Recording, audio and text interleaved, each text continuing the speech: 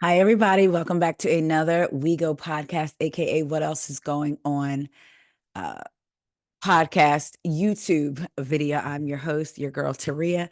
Let's get into some topics that I've been wanting to talk to y'all about. First up, I just saw this this morning, Jordan Chiles. So we all know what's been going on with Jordan, and she had left social media for a little bit. She let us know that she needed a break. Well, she has spoken out. This is according to ABC News.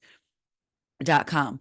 Jordan Chiles breaks silence on bronze medal being stripped. I'm overwhelmed by the love, Chiles wrote on social media. U.S. gymnast Jordan Chiles broke her silence over having the bronze medal she won from the floor exercise in Paris stripped by the Court of Arbitration for Sport following a challenge by Romania. I am overwhelmed by the love I have received over the past few days, Chiles wrote on Instagram. I am also incredibly grateful to my family, teammates, coaches, fans, USAG, and the USOPC for their unwavering support during this difficult time. She continued, while celebrating my Olympic accomplishments, I heard the devastating news that my bronze medal had been stripped away. I had confidence in the appeal brought by USAG, who gave conclusive evidence that my score followed all the rules. This appeal was unsuccessful. In discussing the unsuccessful results of the appeal, Chiles shared her disappointment.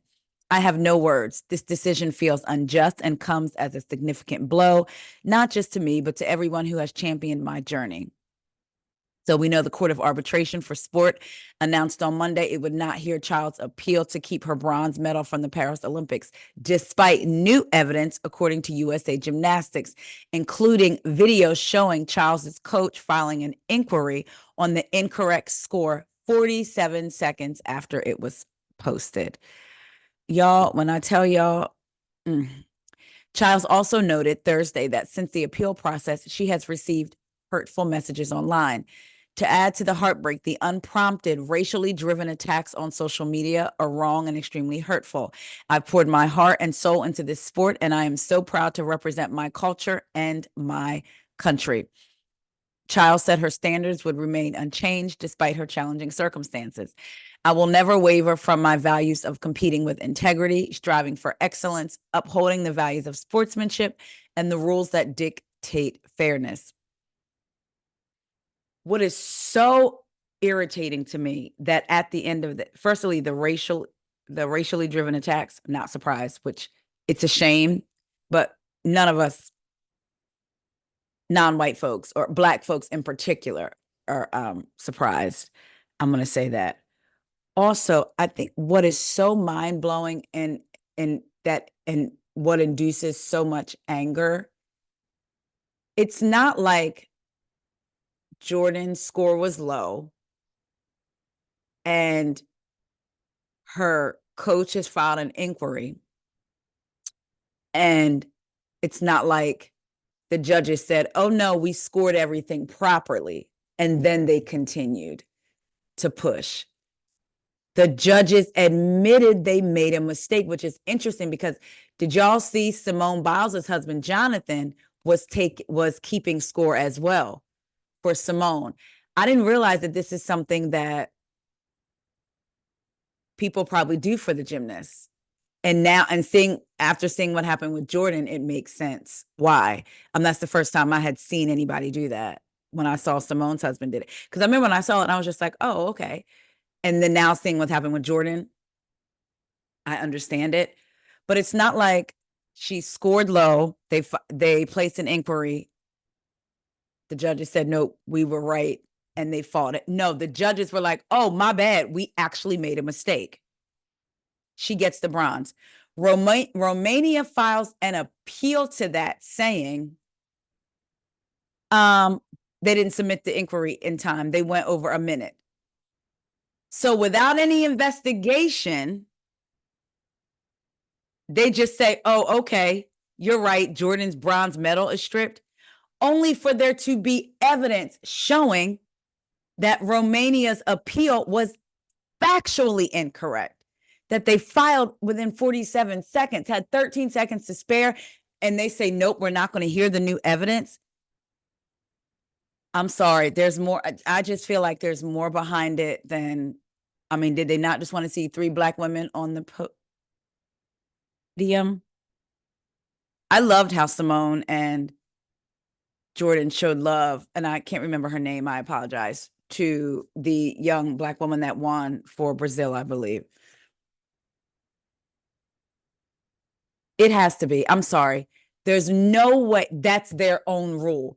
But to me, even if that is their rule, someone submitted an appeal and you have evidence that completely wipes out that appeal. And you're not hearing that. It's not like they're trying to submit different evidence. Like, oh, okay, she's going to be stripped. Well, let me submit this over here. It's not like that. The appeal from Romania was the coaches took too long. Just hearing that, they stripped her of her medal. Only again, and I know I keep saying this, y'all, but it's just so angering to me. And my heart just for Jordan. But Jordan, we support you. We got your back. We love you. At the end of the day, even if the girl from Romania gets the bronze, you still didn't beat Jordan. Your score still wasn't higher. Even if it was only by a little bit, Jordan still was the third place winner. Shout out to Jordan, her family, her supporters, her teammates, the people that are standing behind her, because this is just wild. Next up, talk about wild. Let's get into some things. Y'all, I saw this story earlier today, right before I did my first video and I was like, oh, I got to talk about this when I come back. So this is according to the Jasmine brand. The mother of a 15-year-old Detroit teenager put in handcuffs during a group trip is calling out the acting judge. Latoria Till condemned Judge Kenneth King for placing her daughter in cuffs after she fell asleep in the courtroom earlier this week, arguing that the family's living situation has greatly impacted the young girl's life. Can I tell you something? Y'all, my hand to God. As soon as I read this and saw, and this was before the mom speaked out, when I saw like the little snippets in the headlines about the girl falling asleep in court, and so the judge wanted to make an example out of her, I immediately, my first thought, y'all, off break was, I wonder if they don't have a place to stay and she's tired. I don't know. I literally thought that. So then when I read the article, I was like, yeah. So Latoria Till spoke out about the matter during a phone interview, claiming that her daughter, Eva Goodman, is now afraid to return to work and face her peers following the incident. She stated, "My daughter is hurt. She is feeling scared. She didn't want to go to work. She feels like as if her peers went against her. She was real nervous and intimidated." She added about the family's current housing situation. We have to bounce around currently because we don't have a permanent address. And so that particular night, we got in kind of late. And usually when she goes to work, she's up and planting trees or being active. So the young girl, Eva, works with a local nonprofit organization called the Greening Project, which works to improve the green infrastructure of the city. On Tuesday, August 12th, Goodman and others associated with the project attended 36th District Judge Kenneth King's courtroom to watch proceedings and learn from the judge. However, Goodman allegedly fell asleep multiple times, which caused the judge to grow frustrated. In video footage, Judge King yelled at Goodman to wake up before claiming she'd be detained if she drifted off again. King then had offered officers take Goodman, the young woman, outside of the court where she sat for 2 hours before being allowed to return. The judge furthered the teen's reprimanding by berating her for falling asleep and threatening jail time.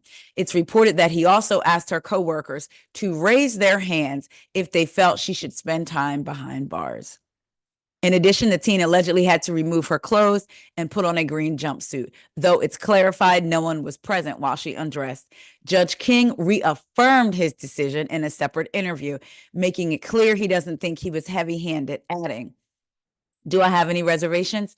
No, I don't, because I'll do whatever needs to be done to reach these kids and make sure they don't end up in front of me." So that was my own version of scared straight. Like, what? She's not been in trouble. She's literally working for a great cause, this teenager. You don't know the reason.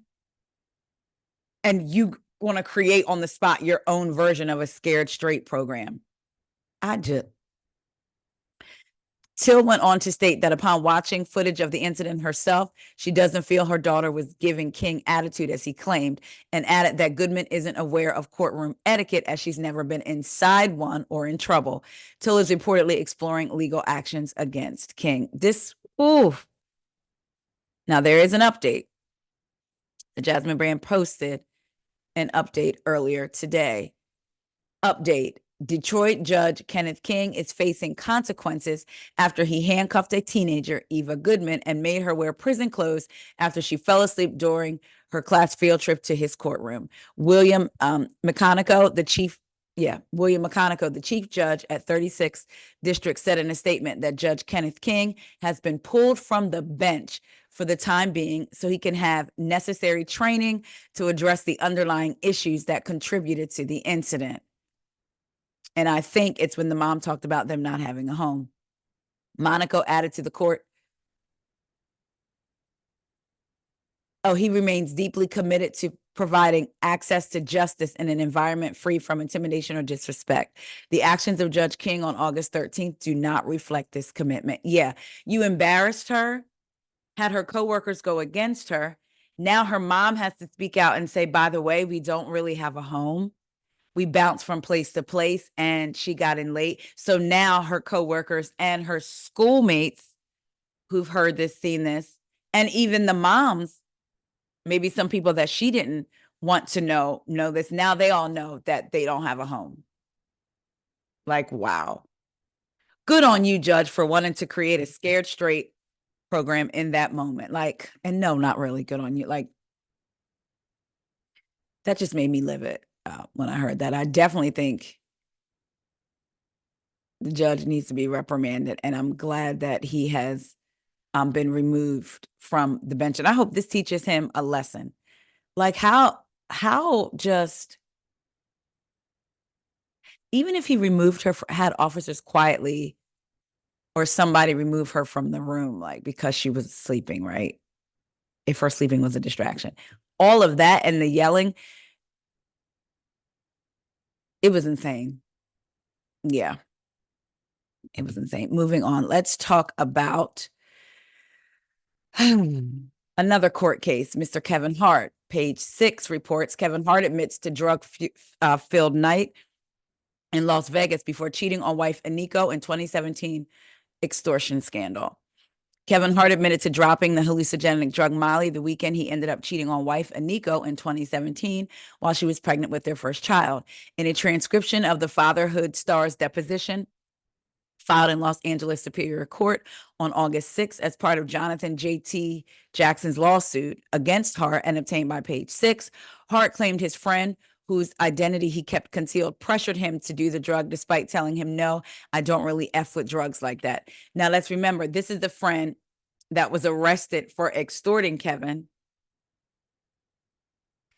Since then, all those charges have been cleared, and Kevin was supposed to come out and make some statements and make it right and let the folks know my friend didn't do this. And Kevin came out, and that's not the statement that he made. So now the friend is now suing Kevin.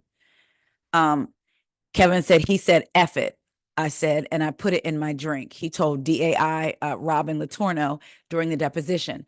I had some water there. It was watered down because it's my drink. I'm fine. I'm fine with drinking. The night is good. So remember, his friend said he told his friend he didn't do drugs. He don't really F with drugs.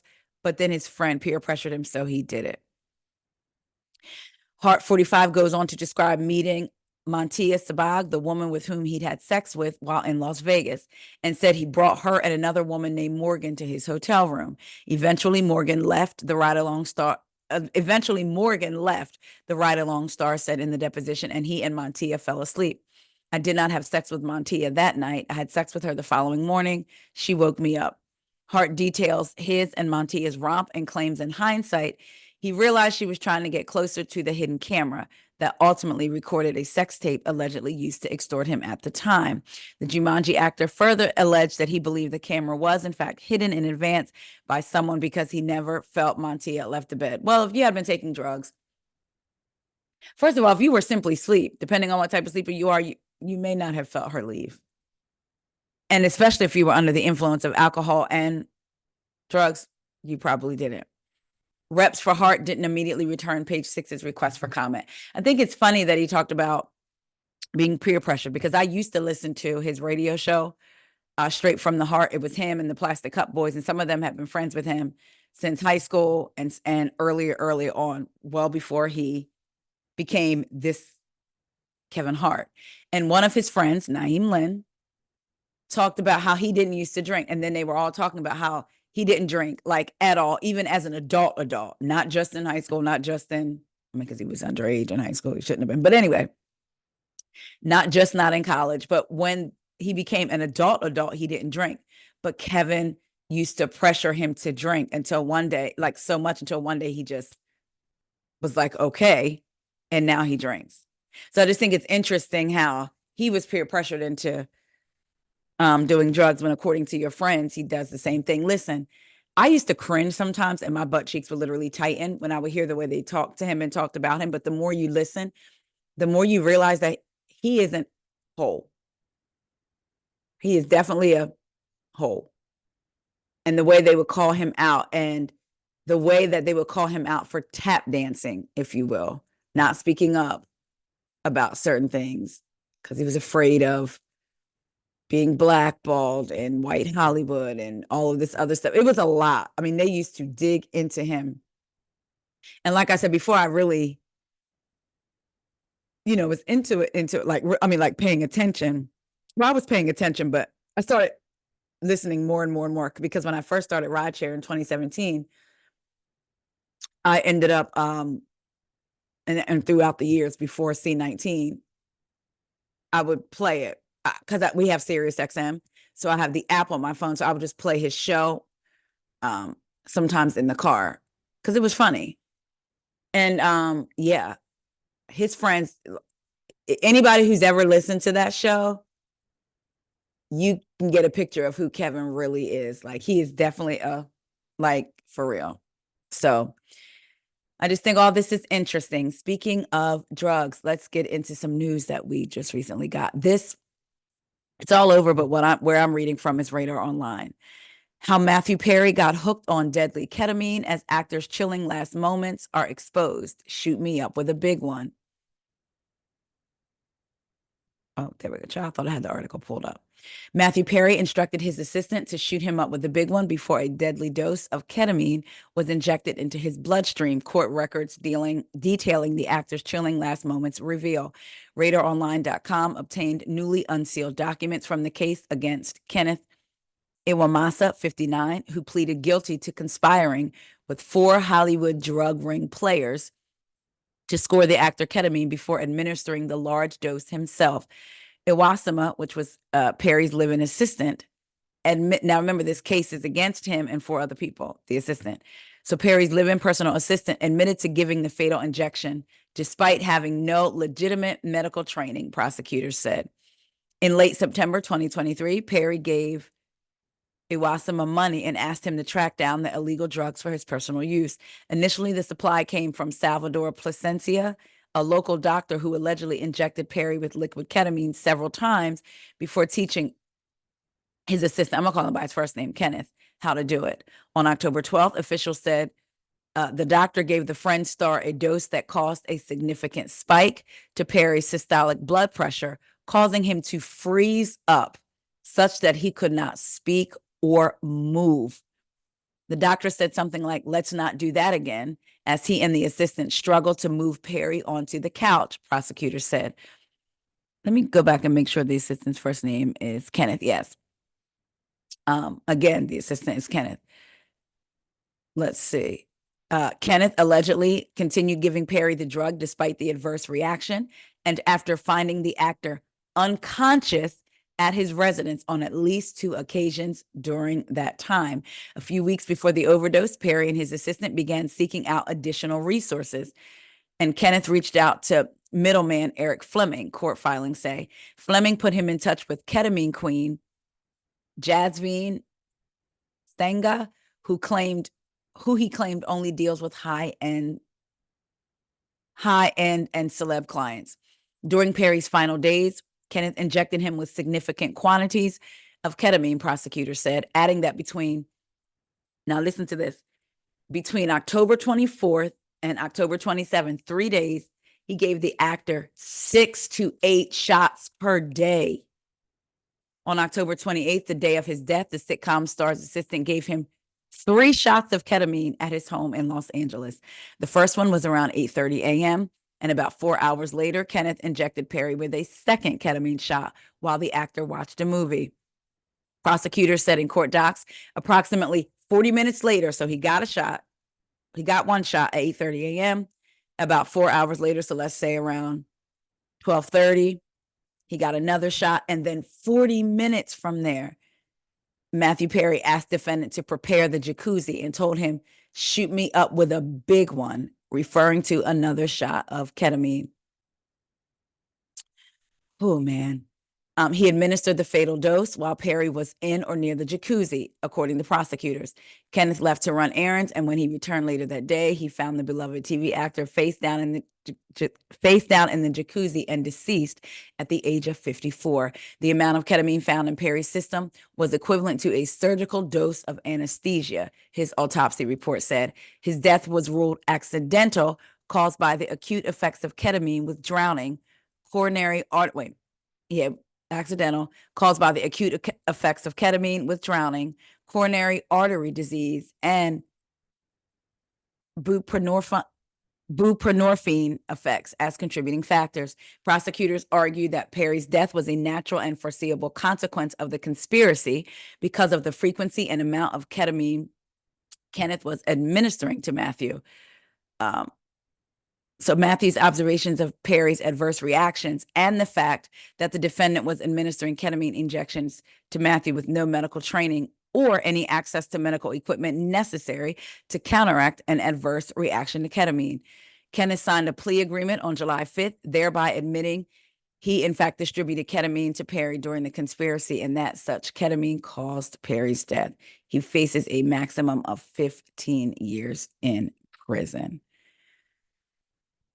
Oh, y'all, that's a lot, knowing that it could have been prevented. But he was dealing with an addiction. It's just sad. It truly, truly is. Y'all let me know what y'all think about this story with Matthew Perry. Let me know what you think about Kevin Hart and him being peer pressured into taking drugs. Let me know what y'all think about the judge. I want to say his name. What's his name? Judge Kenneth King, who has been removed from the bench for handcuffing Eva Goodman, a teenager, because she fell asleep in court and also made her change into jail clothes. And what do y'all think about Jordan's statement and everything going on? All right, y'all. Love y'all, and I will talk to y'all later. See ya.